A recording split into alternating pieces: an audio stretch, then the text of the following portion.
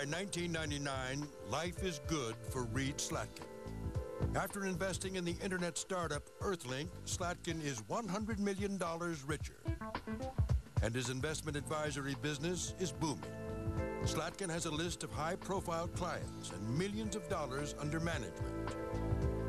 The former Scientology minister seems to have everything going for him. But behind the scenes, Slatkin's operation is beginning to crumble. In November of 1999, the U.S. Securities and Exchange Commission begins investigating Slatkin.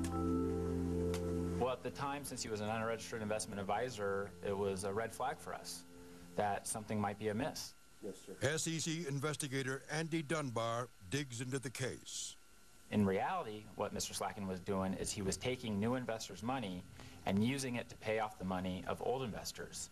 And to all these people, he was showing that, or he was telling them that their money was safe and it was growing, when in fact it wasn't the case at all. Slatkin denies any wrongdoing, and in an effort to throw the SEC off his tracks, he tells regulators he's closing up shop and liquidating all accounts. This is the letter where Reed says he's thinking about retiring, and he... Film producer Jay Sedrish's investment of $250,000 has grown to more than $1 million in 7 years.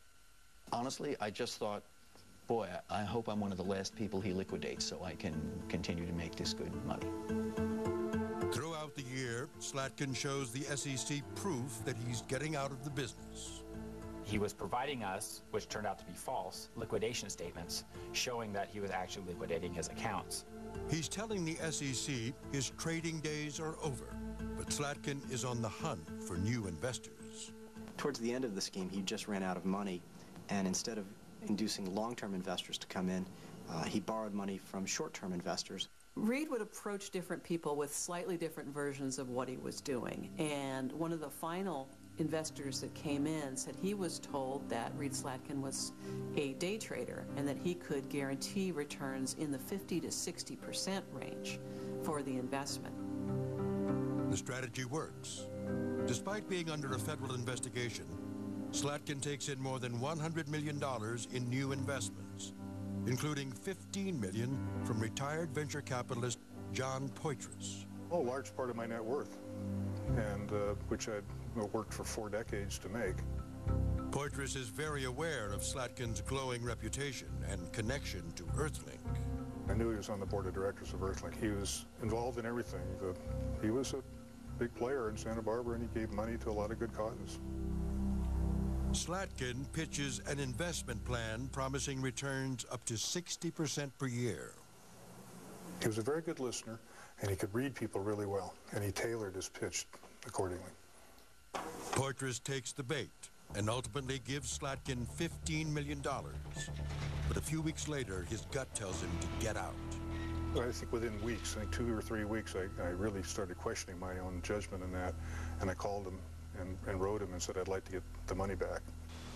Unaware of the ongoing SEC investigation, Poitras makes the call to Slatkin, but Slatkin puts him off. Oh, great excuses. Couldn't return your phone call. I left my cell phone in a rental car in Los Angeles. It's been tied up for this and tied up for that, and none of it made any sense. But by now, Slatkin's dodging calls from scores of angry investors, demanding answers and their money. Feeling the heat, Slatkin invents a story to keep investors and the SEC at bay. He says he has nearly $500 million tied up in a Zurich, Switzerland brokerage firm called NAA Financial. What NAA really was a mailbox in a rundown part of Zurich, Switzerland. For example, here would be a folder of NAA statements with course. Slatkin generates NAA statements and documents trying to prove the accounts exist. But he had created the character Mitch Axial, who he said was one of the banking officials. He went to great lengths to keep up this fiction. He even had installed a phone line with a European ring, so it would sound European when you called it, and then the phone number would, revert back to his Santa Barbara offices, so that he could keep people in the dark about the fact that NAA Financial didn't actually exist.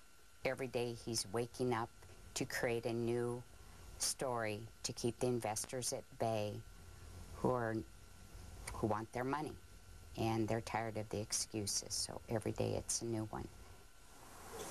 Investor John Poitras's patience is wearing thin, and it shows in his letters to Slatkin.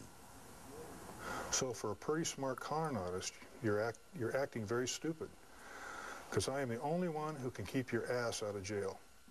After 6 weeks of empty promises, Poitras takes matters into his own hands and calls his lawyer, Richard Kahn, who files a civil lawsuit and gets orders to freeze Slatkin's assets. The freezing of his assets was a message to all of his creditors that he would not be able to pay their debts.